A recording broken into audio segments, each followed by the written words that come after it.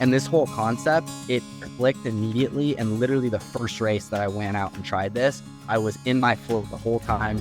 No fears, no butterflies, nothing. And I was able to go out there and absolutely ride at my best and actually perform and get into flow. And that's how I was competing up in the top 5 area, because that's where my speed was. Welcome to What I Meant to Say. I'm your host, Wendy Jones, founder of Be Better Media and a mom of 4, passionate about human connection. Throughout my journey, I have experienced many What I Meant to Say moments. But since life doesn't give us do-overs, I've created a space to reflect and tell our stories again, with a little more grace for ourselves and the hope that we can help others and be better for having listened. Welcome to What I Meant to Say. I'm your host, Wendy Jones, and I'm here today with Logan Lessar. And he is a national motocross champion and a business owner and a coach at a very young age. So you've learned a lot of things that I'm excited to dig into today because, like I was saying, I don't get to talk to people your age very often. So thanks for being here. Yeah, well, thanks for having me on, Wendy. I've been looking forward to it. So I'm really drawn to the lessons we learn from playing sports, and for you, yours is motocross. And I'd love to dig in a little bit and just start there with just, how did sports lead you to this, like the life place of becoming a business owner and a coach at your age? Yeah, I mean, motocross has been my whole life, basically forever, up until like last year, because at the end of last year is when I decided I wanted to kind of put that on pause and go all in on the business side of things and all of that, building the personal brand. But motocross has been like my life. And when it comes to the connection to kind of going into business and everything, it's funny how many motocrossers, like specifically motocrossers, end up going into business. And it's very interesting, but I think I know why, because it's such an individual sport. And for the most part, businesses too, especially at the beginning, because you're obviously the business owner getting things off the ground. It's all on your shoulders, which the same thing is in motocross, where you don't have a team, you don't have people to rely on or to put the blame on. Like if you win or lose, it's on you, and the training's on you, and everything is on you. So I think over time, it just kind of, that got instilled in me. And I've also been an introvert for my whole life, so I think that probably has a bit to do with it. But no, I think it just got instilled in me that like I like to run my own show. I like to do my own thing. And the idea of kind of working for anybody else and me not being like the one in charge of my life overall just wasn't very attractive. So I think that that's a big connection that it has. Yeah, I can resonate with so much of that as an introvert. And I love that we're out here like connecting with people. Yeah. Because I do think, you grow into certain places when you're curious, right? But I totally resonate with the introvert thing and being in charge of the entrepreneurial journey does lend itself to that. I will agree. So are you what's your family like? Do you have siblings? Yeah, no, my family's amazing. I've got one brother who is still at the age where he drives me crazy, but he's getting better. But aside from that, no, I've been very, very close with my family my whole life. That's one of the best things about motocross is it's a family sport. So like my whole life I've been traveling around the country with my family in our RV and motorhome, going to different races. During COVID specifically, we ended up homeschooling and basically lived at training facilities in Oklahoma, Texas, Florida. So literally like living in an RV together. And there was many times where it was all 4 of us. So, and also sometimes there was all 4 of us plus our 2 very large dogs in that RV. So like we became very close. But yeah, no, the family side of things, it's really cool because that's one of the things great about motocross is that it's family sport. Yeah, that's really cool. What's the age difference between you and your brother? 5 years. 5 years. Decent bit. Not too bad, but yeah, decent bit. Yeah, and I'm always fascinated by birth order, so that's why I ask. But Yeah. The parenting side of raising athletes and how that how your parents played into your love for the sport. I love that connection of being an individual sport, but being able to be supported and do that together.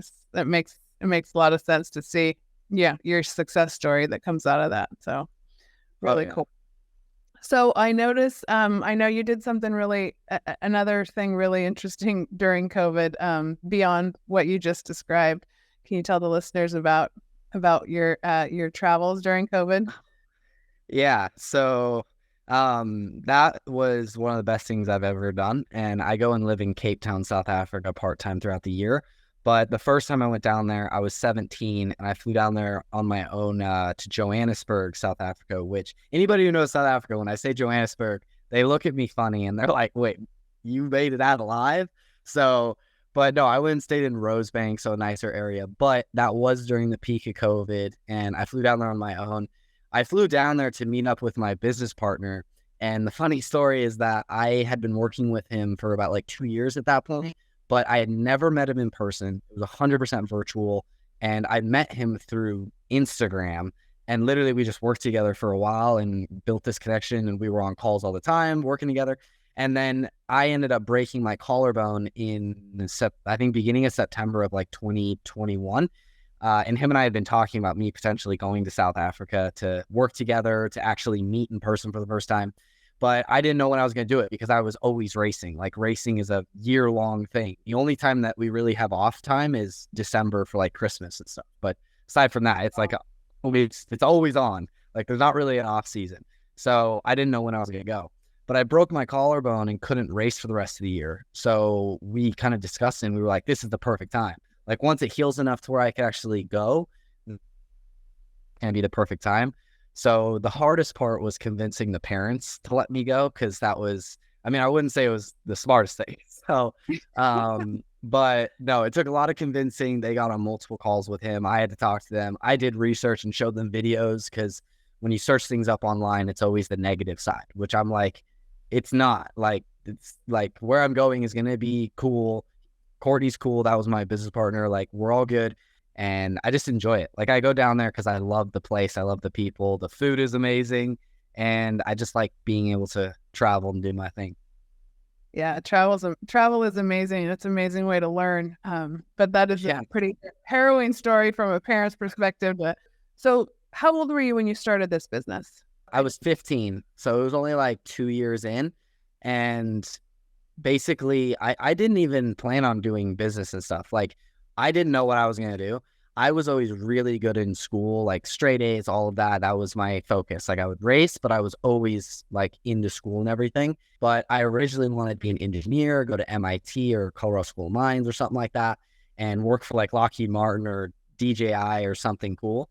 And then I discovered entrepreneurship just all of a sudden one day and basically saw a video on the concept of drop shipping. And it just made sense to me. I was like, okay, that actually makes sense.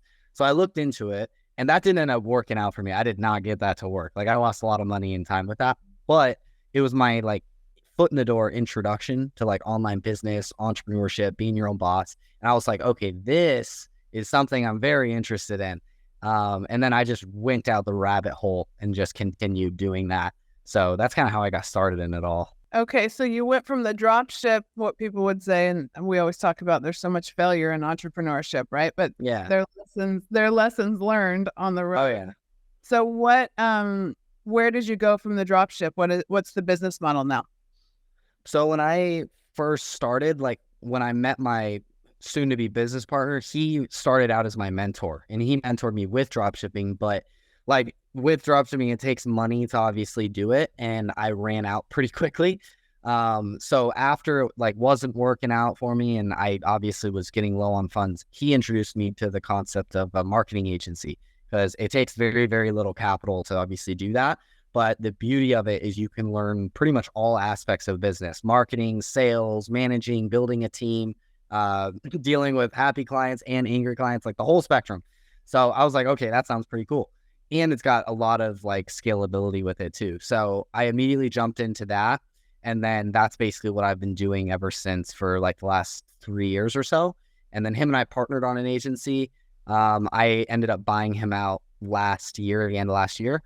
And then basically since like the beginning of this year, I'd also been focusing on building the personal brand and got into the coaching side. Amazing. And all this, and you're how old? I'm 19. 19. So I am absolutely fascinated. Parenting's been one of my greatest joys, and just watching your generation. I have a 23 and 21, an 18 and 16-year-old, and so I've been right in there and Yeah. watching what you guys have gone through. Through COVID, through the educational system. There's just so many things that when I look out, I go, I see amazing stories, which is why I started Be Better Yeah. Media. But I also see in so many situations how the deck is kind of stacked against the mindset of your generation, right? With Yeah. the conventional news and the stories that are being told, the current narrative really doesn't stack up to, what we're capable of. And you're showing that through all of the innovation and the racing and the business and all of the things that you've done at such a young age. So what do Yeah. you think, through your experience and your coaching, are some of the greatest challenges that your generation is facing that we can work on together? I think you definitely said it, like with the news and everything, and just all these different agendas being pushed out there. Which, to be honest, when COVID first started, I think that's when all of this craziness started as well. Like all of these agendas started getting pushed heavily, and I didn't experience that because as soon as COVID happened, schools went online, and then my family decided, hey, let's homeschool because this is all a mess anyway. Let's homeschool. And we were thinking about it for a long time. So that was kind of just our push over the edge to do it. And then we started living at training facilities. And these training facilities are literally out in basically the middle of nowhere. You're training every single day with other motocrossers. And there was there was no COVID masks, none of this stuff. And I would talk to my friends who were back at school, and they would tell me all this crazy stuff that was happening. Like you had to wear masks in school. I was told that there was all of these TikTok challenges that people were doing that were absolutely stupid, like going up and hitting your teacher or going into the bathroom. My friends even told me there was a thing at the school I went to where people were actually going in and stealing the sinks, mirrors, toilets out of the bathroom. And it was like a challenge. And I was sitting there at a training facility trying to train for a national race, sitting here like, there's no way this is actually happening. Like, that is the stupidest thing I've ever heard in my life. Like, what is wrong with people? And it all really started during COVID. And I was lucky enough to not really experience that firsthand. But hearing about it, I was like, oh my gosh. And then lately, it's just been getting more and more, all these new agendas and all this stuff. So I think it's really just coming down to my generation just, first of all, seeing what's like the actual source of all of this, and what is the purpose behind it. Because I could tell you one thing from my travels to like South Africa and everything, and my business partner, he's very worldly. Like he lives in Dubai at sometimes, he lives in the UK, South Africa, he's in Cape Town right now. So when him and I are hanging out, we're obviously talking about all this stuff. And then a lot of the people who I talk to, they're also very worldly. A lot of this stuff, as much as I hate to say it, is America stuff. Like this is stuff that's happening in America, like these agendas and all this news, that's American. Like none of this stuff is really happening in other areas of the world. And I just look at it and I'm like, why is that? Like, this is ridiculous. Like, this is crazy, which I don't have an answer as to why, like why America is pushing all these agendas and things like that. But it is interesting that when I go over there, none of that is happening. Like I immediately can notice things, and even how people are dressing. They're like, I don't mean to like judge anybody, but just like how they're dressing, their hair color, like all this stuff. I immediately noticed that when I got back to the US, literally just like 3 months ago, after spending 3 months in Cape Town. I was like, well, I'm back to the US, like that's for sure. So it is very interesting. But I've kind of, one thing I'm grateful for with the travels and stuff is, and the motocross, everything, is I've got a really big contrast because I've seen a lot of the different sides of things. So whereas some people, which I think this is probably one of the problems, is my generation, they're only seeing this one thing. And they're seeing the one agenda or the news or whatever it is that's being pushed. And that's the only thing they're seeing. So they have nothing to compare it to. Whereas I am comparing it to when I go to Cape Town, everybody's acting normal and there's not all this craziness. I'm like, what is happening? Like, what is wrong? Why are people pushing this stuff? Yeah, I mean that you hit on a huge point there. I feel like there's so much in the current narrative that's pushing people into their silos, right? And we only get to see what we agree with, and the more we agree with that thing, whether it's the clickbait and the social media, it all sends us down the one certain rabbit hole rather than seeing the Yeah, diversity, true diversity, and really believing that each part has, everyone's adding something as long as you're not hurting somebody, right? Rather than yeah. being offended by one point of view and then blocking it out. And that's a really interesting point. I don't know how you feel, about advice you could give to anybody really, not just your generation, but just of how to be more open-minded and seek out that diversity, whether you're traveling or not. How can people learn to not be so offended by things that are going on in the world and just be more open to learning? Well, in terms of being offended, like people need to start focusing on themselves more versus worrying about other things. Because if they were focused on building themselves up physically, mentally, everything, they're not going to care about this stuff. I don't care about any agenda. I don't care what you want to do, what you believe in, what your religion is, what your gender is. I don't care. I'm focused on like building myself and getting better every day. I could care less what you want to do with your life. That's yours. Like, I'm not going to give my opinion on it. Like, I don't care. And if people just did that and focused on themselves, I think that'd be a good thing. But I can't believe I didn't mention it before, but you said it, which is social media. That's another thing, is paying attention to who you're following and listening to on there and how much time you spend on it. Like, the only people that I follow on there are people where I can learn from them. And actually, the point people also get social media wrong, I feel like. And I think it was Ed Sheeran who said this in a interview or something, and I was like, that is so true. And that's what I use social media for. Is he said social media is a promotional tool. Like, he said how if you go to his page, the only things he's not posting selfies and this stuff. He's posting his music, and it's an advertising tool, and it's a tool to promote yourself, build your business, your personal brand, whatever it is, not the selfies and all these things. And a point that he brought up is a lot of these people who are posting the selfies or posting this stuff, and especially the fake things, like trying to fake that they look better than they are and all these things, is because they don't have a very strong confidence in themselves. They don't have a very good self view of themselves. So they are seeking the like positive opinion or whatever of their friends and other people. Like, for example, if you go to any high school girl's Instagram post, you will see a gazillion comments of, oh my God, you're stunning. Oh my God, you're beautiful. Oh my God, wow. Like, all these things. And I'm sitting here like, oh my God, like it doesn't drive me crazy. I just find it kind of funny. And Ed Sheeran hit on that, which is a lot of these people posting that stuff, that's what they're seeking, is this like outside thing that's going to bring them value. Whereas if they focus, instead of doing that and caring what other people thought, and they simply just looked at themselves as like, okay, how can I get better? How can I feel better about myself? Like, if they look in the mirror and they don't like what they see, well, then you can fix that. And then you'll feel better about yourself. And when you feel better about yourself and you're confident, then you're not going to care about what the agenda is or all these other people and all this stuff.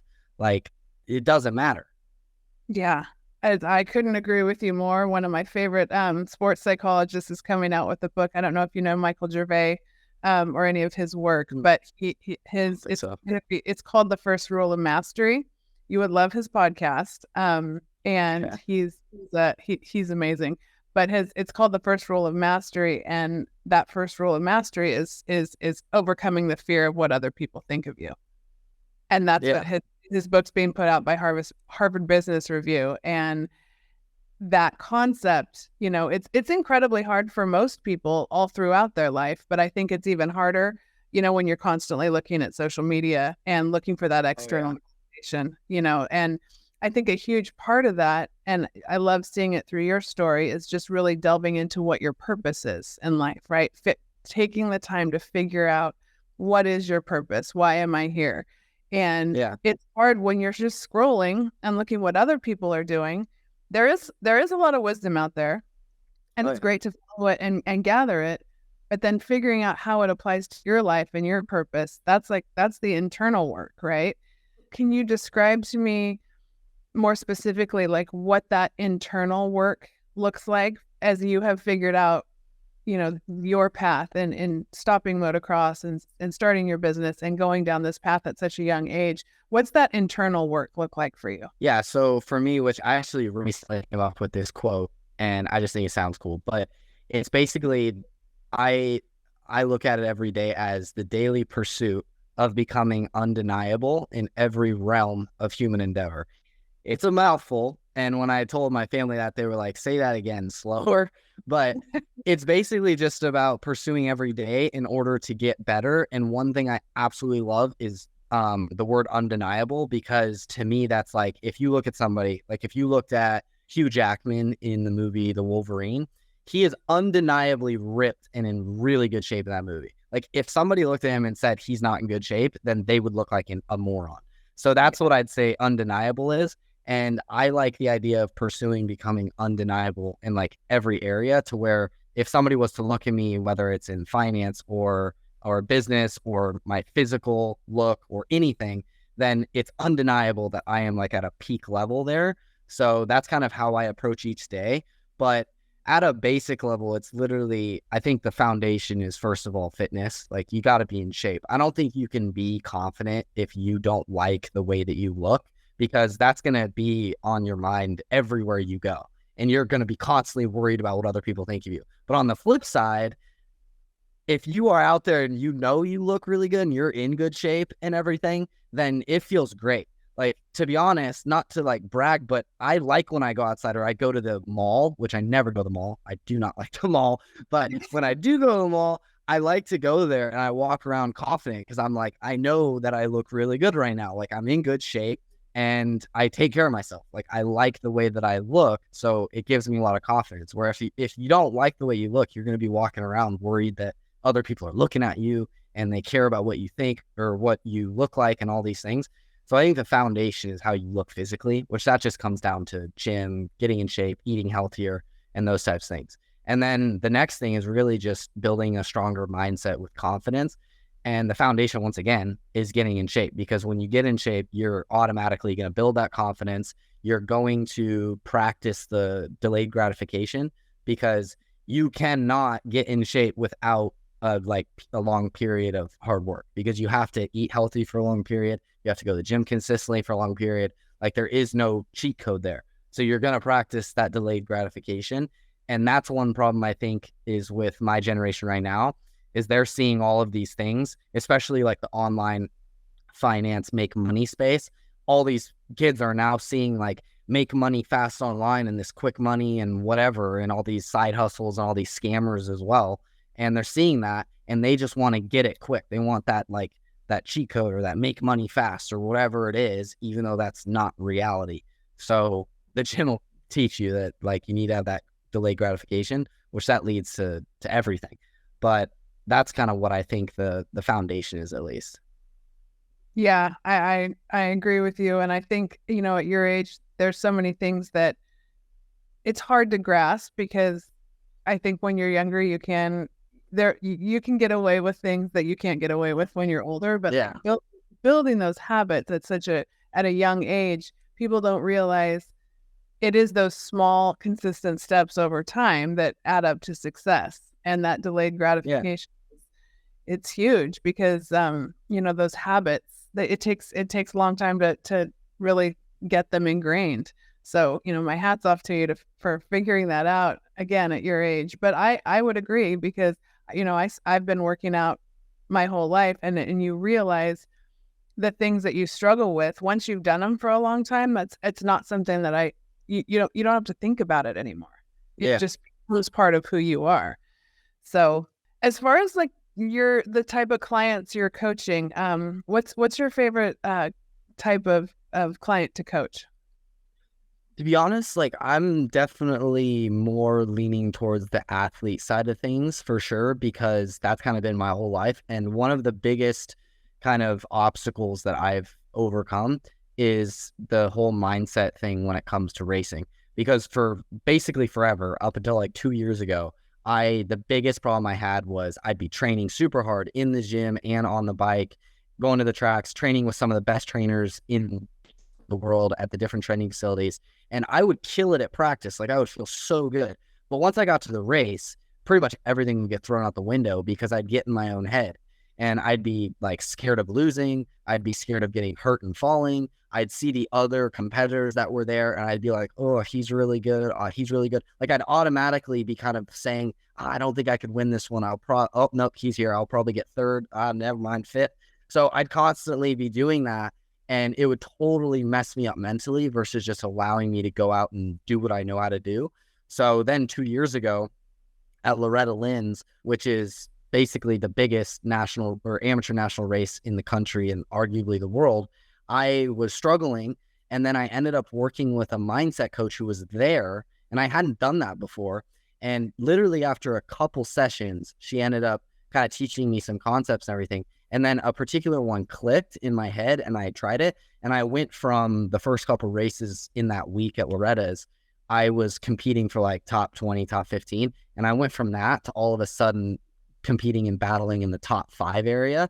And not just being up there, but like passing those guys and actually competing in that top level. And literally it was like a flip of a switch and it just worked for me. And I realized, holy crap. Like I wasn't like when I was on the starting line, I didn't have that butterflies in my stomach anymore. I like eliminated it. I didn't have that fear or anxiety. Like I was ready to go. I was focused. When I was on the track, I figured out how to, like, if I lost focus, because one of the hardest things at Loretta's is it's a 22 to 25 minute race, like straight, like 22, 25 minutes where you're out there going.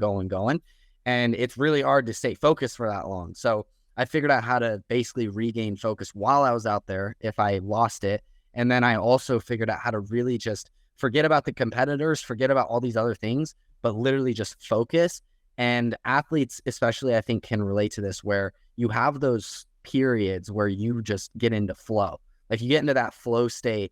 And when you're in that state, you are on it. Like there is nothing that can stop you. Even the mistakes you make, like you are in such good flow that you plow through them. Whereas usually when you make a mistake, you kind of get irritated with it, or it leads to more mistakes or whatever it is. Whereas when you're in that flow, like you are just going, and literally nothing can stop you. But it's rare. Like for me, it was rare. Like it would happen every now and then, and I couldn't figure out what like the ignition or whatever it was that like ignited that feeling. And it would irritate me because I was like, man, if I could get into that state all the time, I would dominate. I would kill it. And then I kind of figured out how to do that both at the race, but also like even when I was training and practicing all these things. So that's kind of the main client that I think I would want to work with. And I like working with, because that's like the biggest thing that I figured out. And it was just a monumental shift, because when you're working that hard as an athlete, like on and off the field, the track, whatever it is that you do, and then you show up to the event or the race, it's the worst feeling in the world when you show up and you don't show up. Like you can't perform after all of that sacrifice and hard work, and you feel it. But like I was stuck. Like I didn't know what it was. I was like, I don't know what is happening. Like I don't know why I go out there and I can't do it. Like I literally can't ride the way that I do in practice. And then it was all up there. So it was interesting. But Yeah. And actually an Olympic swimmer said this, and I connected it totally when I heard it. But she said how when you get to a certain level, everybody's talented. Like everybody knows what they're doing. Everybody's been trained. Everybody's training all the time. They're training with the best trainers out there. So when you get to that level, it's like 90% how you show up mentally and 10% what you actually know how to do. And that's the difference between who wins or who doesn't. And when I heard that, I was like, that is super factual. And I experienced it. So Yeah, no, that's huge. That's an amazing description of flow, and it's an incredible feeling. But you're right, trying to get there can be so frustrating. I don't think people realize how rare it is, and yet that the quest for it, once you've felt it, is so real. Could you put your finger on what that unlock was? Like the unlock of how you got there? You say you got, when you started competing, Yeah. Went from the 15 to 20 to the top 5 after working with that coach. Did you ever figure out like what that specific unlock was, or was it more just gradual over time? No, so it was basically, I have a really strong imagination. Like personally, I've got a really, really strong imagination, which can be useful. And to be honest, it's like a superpower that I found. Like if you have a really strong imagination and you know how to use it correctly, it's literally a superpower. And I've got multiple techniques that I use it for that help me a lot, even in like business and stuff. But specifically for the racing, what clicked for me that she basically taught me is there's this book, which funny enough, I haven't even read it yet, but it's called The Alter Ego Effect. And she taught me the concept behind it. And basically what I would do is the racer that I always looked up to the most was Ryan Dungey. He was always the smoothest rider out there. He had a super successful career, no like major injuries. And overall, he retired a champion. Like I've always looked up to him. And everybody called me Ryan Dungey because I was always a really smooth rider. Still am, but everybody would call me that. So she asked me who I look up to, and it didn't even have to be a racer or whatever, but I immediately was like, Ryan Dungey, like that's the guy. And basically what I did was I mapped out everything about him that I knew, his backstory, his childhood, how he trained, how he showed up to the race mentally, like everything I possibly could. And I wrote it all down in like kind of a biography, kind of not super long, but just a few pages. And basically after doing that, the alter ego effect is you're basically shifting your ego and you're no longer yourself mentally. And that, when she explained it to me, I was like, this could actually work for me. Like this, I could see this working. So I mapped it all out, did all of that. And then to add to the effect, she gave me a thing of Tic Tacs, like just the mints. And basically I would take a Tic Tac, and what would happen is in my head, I would no longer be Logan, because Logan's the guy who's scared. He's the one who gets afraid of the competition. He's the one who goes out there and loses his focus, like all this stuff. Logan's the enemy in this case. And I would take that Tic Tac and I would now be Ryan Dungey. And now this sounds crazy, but it seriously works. And I would take the Tic Tac and all of those things that I wrote down in terms of Ryan's habits, his thought process, how he shows up to the race, what he's thinking about on the starting line, how he like thinks about the competition, what he's thinking about while he's on the track, like all those things. That is what I would tap into as soon as I took the Tic Tac. And as soon as I did that, because leading up to the race, like you have to pick your chip for like what gate pick you are. So like how early you can pick your starting gate and the position and everything. So you got to do that. You got to wait in the staging area so the race ahead of you can go, and then you go on the line. So it's like a 30 to 45 minute process at Loretta Lynn's. And that whole process, I would not take the Tic Tac. I actually hid it in a plastic bag in my pants. And basically the whole time leading up to getting on the starting line, I had so much fear and the butterflies in my stomach, but I actually let it happen. I was like, I want to feel this because that's Logan. Like this is Logan that's feeling these things. But as soon as I got on the starting line, once the race ahead of me was about to finish, I would sneakily take out the plastic bag and just eat Tic Tac because I didn't want somebody to think I was like taking a drug or something, because it looked like it. It totally looked like it, but it was just a mint. So I would take the mint, and since it has like a strong taste, obviously, I would really like taste it. And then once I did that, I basically shifted and I was like, all right, I'm Ryan now. Like I'm Ryan Dungey. All of those fears and the butterflies were gone like instantly. And every time a thought came up, like I was worried about another rider or something, then basically I would look at it as that's Logan trying to get back in. So we need to kick his ass out of here. And basically everything I wrote down would prepare me for any thoughts. Like if I thought of a different competitor, well, Ryan Dungey, when he shows up to the race, he knows he's the best. He knows he's there to win. He doesn't care who's on the line. He's going to go out and win. So basically anytime I started worrying about somebody else, I was like, no, like I'm going to win. I don't care who that is. Like that's Hayden Deegan. Who the hell cares? Like I'm going to go out there and win the race. And then once I was out there on the track, if I started to lose focus, I would remind myself like that I'm Ryan Dungey.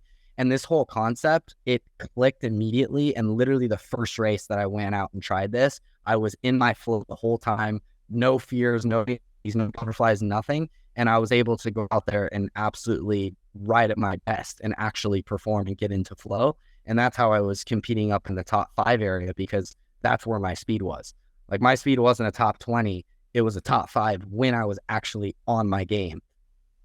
Yeah, that's an incredible unlock. I love Yeah. it. That's amazing. And I can see how that everything you've learned it is going to translate so beautifully to business. It's Oh yeah. incredible. Yeah, I mean, already is.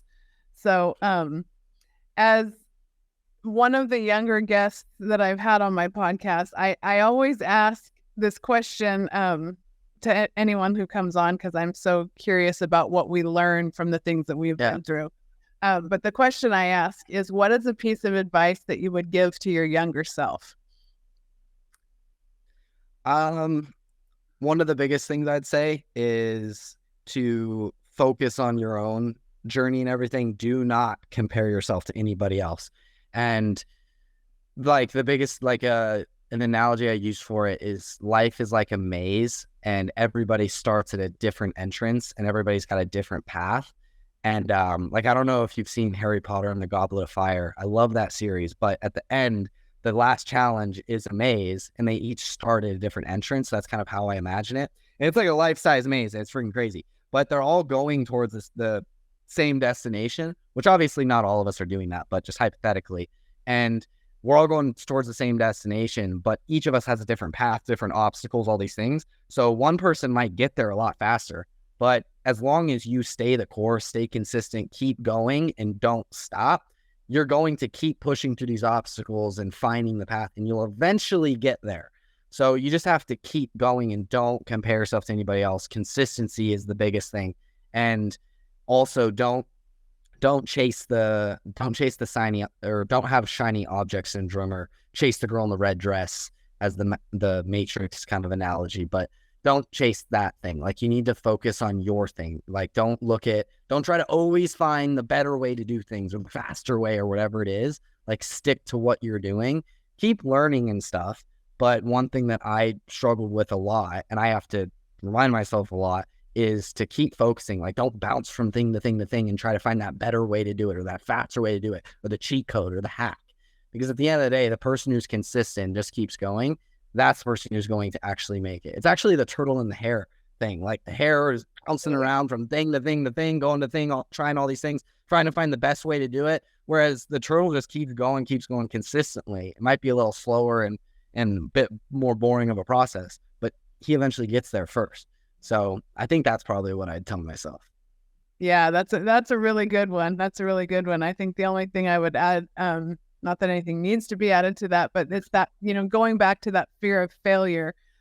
Something that I've realized with that consistency is when you get scared to fail, the only thing that's going to ensure that you fail is if you stop going, right? If you stop taking the next step, exactly. right? So it's like that consistency, especially when it's attached to such, a beautiful purpose, even the boring stuff becomes fun. Yeah. Yeah, exactly. Yeah. So really good advice. And I want people to know where to find you and how to connect with you. So what are the best places they can find you? Oh yeah, they could just go to my Instagram. It's just Logan_Lessar, and I'm posting on there daily and everything. And then if they had any questions or if they wanted to reach out to me, they could obviously send me a message on there. But that's like my home base is just my Instagram. So people can check me out. Easy. That's great. Because you have so much great advice and you've learned so much in such a short lifespan. I can't even imagine where you're going to go. So this has been so fun. I'm inspired and it's great to see somebody at 19 doing all the things you're doing. So thank you so much. And thank you all for being on What I Meant to Say today. And I'm here with Logan Lessar just to remind you to be real, be you, and be better. Thank you for joining us on What I Meant to Say, another production of Inspired Edutainment brought to you by Be Better Media.